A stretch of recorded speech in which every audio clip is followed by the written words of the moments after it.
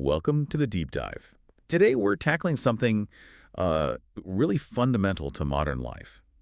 It's a habit so common, so seemingly innocent, that hearing it compared to smoking sounds, well, shocking.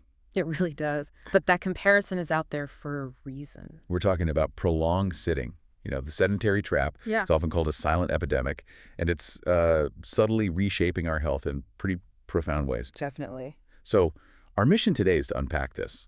We want to understand the hidden health risks, where this all came from, and most importantly, how you can start to break free. And the scale is huge, right? It's massive. Globally, almost a third of adults, like 1.8 billion people, aren't meeting basic physical activity guidelines. Wow. And projections show that number climbing. Think about daily sitting. Americans average around 9.5 hours a day, 9.5 hours.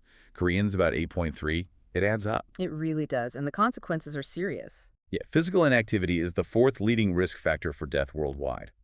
We're talking an estimated 3.2 million deaths a year linked to it. And get this, studies show sitting over 8 hours daily with no activity carries a mortality risk similar to obesity or smoking. That's the comparison that really hits home, isn't it? And, to really get into this, we should probably clarify something important first. Okay, with that. The difference between physical inactivity and sedentary behavior. People often use them interchangeably, but they're distinct. Right, so physical inactivity is... That's basically not getting enough exercise, according to places like the WHO. So less than 150 minutes of moderate activity or less than 75 minutes of vigorous activity per week. It's about not doing enough higher energy stuff. Okay, lack of active movement. Exactly. Sedentary behavior, though, is about very low energy use while you're awake. Think sitting, reclining, lying down, commuting, desk work, watching TV. You're using barely more energy than just resting.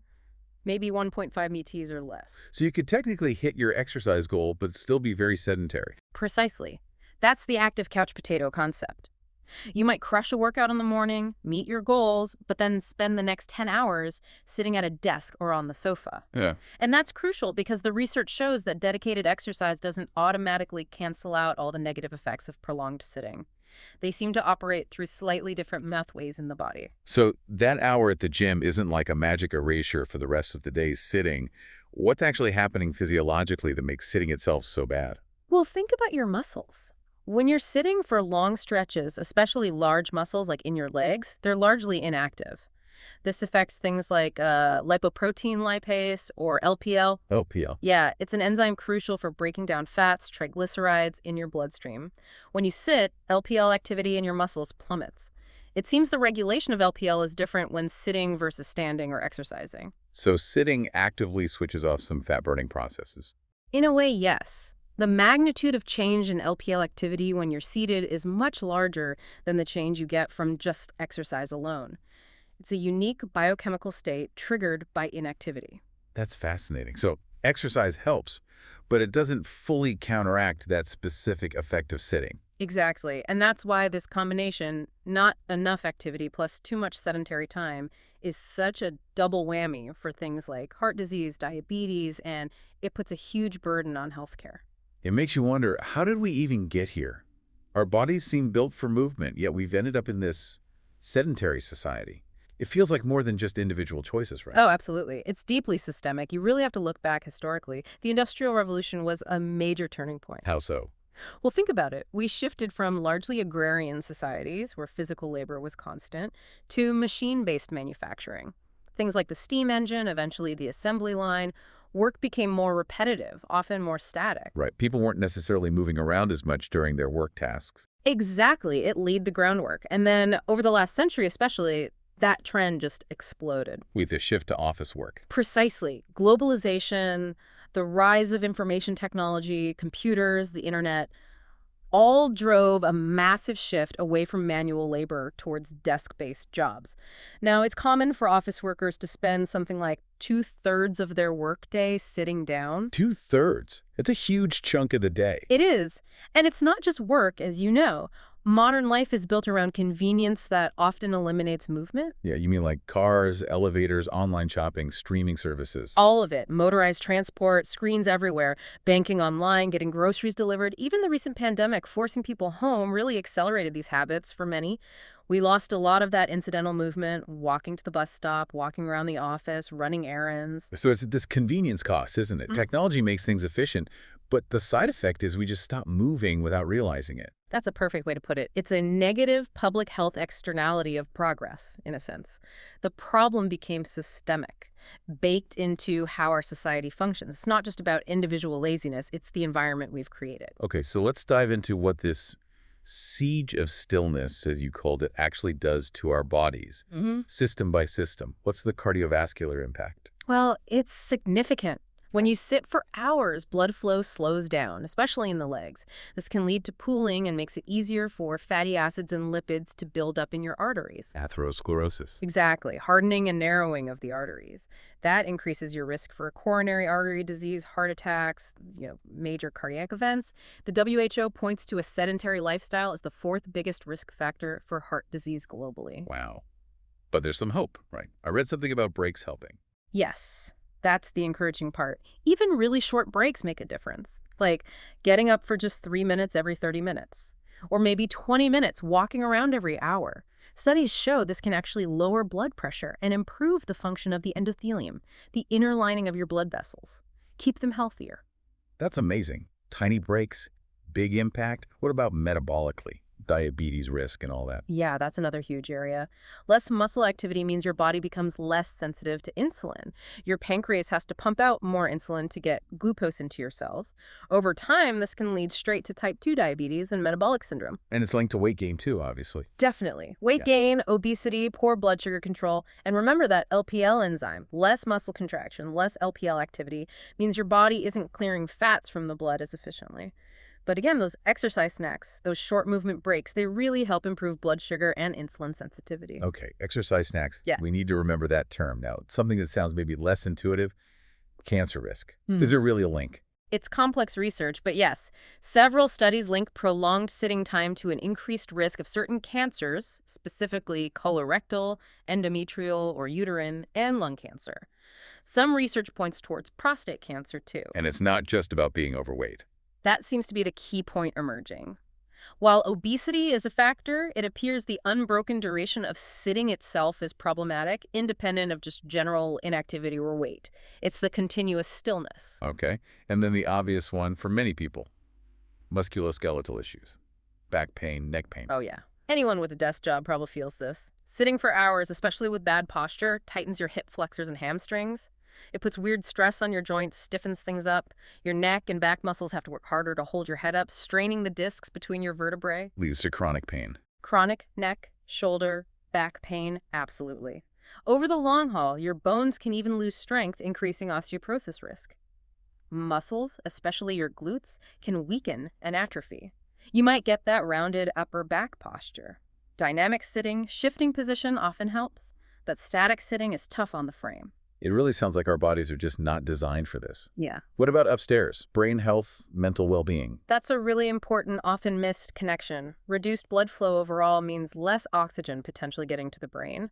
This can impair concentration, make you feel less alert, that classic afternoon slump.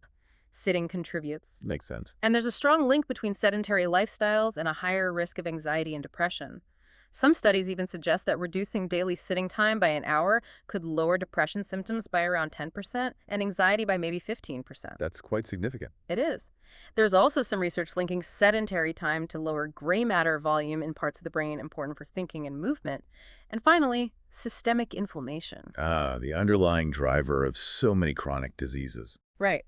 While it's complex, there's generally an inverse relationship. More physical activity tends to mean lower levels of inflammatory markers like CRP and IL-6.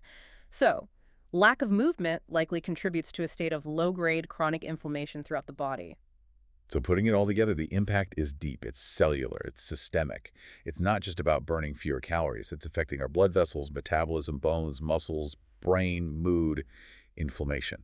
It's quite insidious. It's a good word for it, insidious and pervasive. Which brings us right back to that active couch potato idea. It seems so crucial to hammer this home. Your morning run doesn't just wipe the slate clean if you then sit for the next 8, 9, 10 hours. Absolutely critical point. The negative health effects of too much sitting are largely independent of whether you meet exercise guidelines. That LPL regulation, the metabolic changes, they happen specifically because of the sitting itself. So even if I hit my 10,000 steps or my 30 minutes of cardio, if most of my other waking hours are spent sitting, I still face increased risks. Yes. Things like higher cholesterol ratios, higher BMI, poorer metabolic markers, they're still associated with high sitting time, even in people who exercise regularly. Now, there's a caveat. Okay. Some research suggests that very high levels of moderate intensity activity, we're talking maybe 60 to 75 minutes a day, double the standard recommendation, might offset some of the mortality risk associated with high sitting time. Might offset some risk, but that's a really high bar for most people. It's a very high bar. And the more practical takeaway really is that consistency in breaking up those long sitting spells is likely more achievable and beneficial for the majority rather than trying to compensate with massive amounts of exercise. Okay, so if sitting is the problem, is the answer just standing? Get a standing desk, problem solved. The standing trap, as some call it. It's not quite that simple. Just swapping prolonged sitting for prolonged static standing isn't ideal either. Really? What's wrong with standing? Standing motionless for hours can lead to its own problems, blood pooling in the legs, varicose veins, potentially even negative effects on artery health over time. It's still a static posture. So the real enemy is being static for too long, whether sitting or standing. That's the core message. The goal is dynamic movement, avoiding any fixed position for extended periods. And this is where those exercise snacks become so powerful. Right, the short bursts of movement. Exactly. Just 2 to 5 minutes of light activity, walking, stretching, squats every 30 to 60 minutes. The research on this is incredibly promising for improving blood sugar, blood pressure, blood vessel function. And it's so accessible, right? You don't need a gym membership or special equipment. Makes health improvements feel much more achievable for everyone. Totally. It shifts the paradigm from needing big blocks of exercise time to integrating small bits of movement throughout the entire day. Okay, so let's talk practical solutions. How do we break free? It sounds like it needs attacking from multiple angles. What can we do as individuals, starting today? Absolutely multifaceted. Wow. Individually, the number one thing is consciously scheduling or remembering those exercise snacks. Set a timer if you need to, every 30, 60 minutes. Get up for a few minutes. Walk around, do some simple stretches, maybe a few bodyweight squats or lunges by your desk. Make it a habit. Make it a non-negotiable habit. Also, think about active hobbies, dancing, gardening, walking the dog, anything that gets you moving naturally. And look for ways to build movement into your daily routine. Like taking the stairs. Yeah. Parking further away. Yes, all those little things add up. Pace while you're on the phone. Do some light cleaning during TV commercials. Use technology to your advantage, too. Activity trackers, reminder apps, guided mini workouts on your phone. Even active video games can be better than just sitting passively. That makes sense. But what about the environment that often forces us to sit like the workplace? Huge factor. Workplace transformation is key. Sit-stand desks are a proven tool. Studies show they can cut workplace sitting by anywhere from 50 to over 100 minutes a day. Companies like Apple, Google, Honda Canada use them widely. And maybe encouraging their use for remote workers, too. Definitely. Beyond desks, think about active office design. Placing printers or supplies further away forces people to walk. Open plans might encourage more movement. Having standing meeting options, making stairs inviting. Walking meetings. I've heard about those. Steve Jobs was famous for them. Great example. They're fantastic for breaking up sitting and often spark creativity. Fostering a culture where frequent short breaks are normal and encouraged is also vital. Maybe shifting towards task-based work rather than strict hours glued to a chair. Wellness programs, on-site gyms, or even stipends for home fitness gear can help too. So it's individual habits plus supportive workplaces. Mm-hmm. What about the bigger picture? Public health policy, urban planning. Crucial levels. National guidelines need to keep emphasizing limiting sedentary time, maybe even adding specific advice on breaking up sitting soon. Public awareness campaigns help. At the community level, we need accessible parks, walking trails, community centers offering affordable activity classes, walking groups. Involving residents in planning these things is key. And how we design our towns and cities. Absolutely. Urban planning that prioritizes pedestrians and cyclists. Sidewalks, bike lanes, green spaces, mixed-use developments where you can walk to shops or cafes, making active commuting safe and appealing. and maybe even formally recognizing excessive workplace sitting as an occupational health risk, requiring employers to assess and mitigate it. It really paints a picture of needing a whole ecosystem approach, doesn't it? Hmm. Individual choices matter, but they need support from workplaces, communities, and policies. Exactly. No single fix works alone. It's got to be integrated. And technology is interesting here. It's part of the problem, driving sedentary behavior, but also part of the solution with wearables and apps. And flexible work. Right, remote and hybrid work. It could make things worse if people just sit at home, or better if they use the flexibility to move more. It's a critical moment. Thoughtful policies around remote work could actually leverage that flexibility to encourage more activity throughout the day. So, wrapping this deep dive up, the core message seems clear. Prolonged sitting isn't just laziness, it's a distinct health risk hitting us on multiple fronts: cardiovascular, metabolic, musculoskeletal, even mental health. It's baked into our modern society, but not insurmountable. And that active couch potatoed idea really drives it home. Exercise is vital, but it doesn't fully erase the risks of being sedentary the rest of the time. We need both dedicated activity and frequent movement breaks. It's about moving more and moving more often. The goal isn't necessarily to eliminate sitting, which is unrealistic for many, but to break up those long, static stretches, to bring dynamic movement back into our daily lives, supported by our environments and routines. Think of it like a river. A healthy river needs constant flow. Stagnation leads to problems. Our bodies are similar. They thrive on dynamic motion. Allowing ourselves to become stagnant through prolonged sitting lets those health issues accumulate. A powerful analogy. So the provocative thought for you, the listener, is this. Just like that river needs flow, your body needs movement to stay vital. What's one small, consistent exercise snack you can build into your day, starting now, to restore that essential flow and revitalize your own health?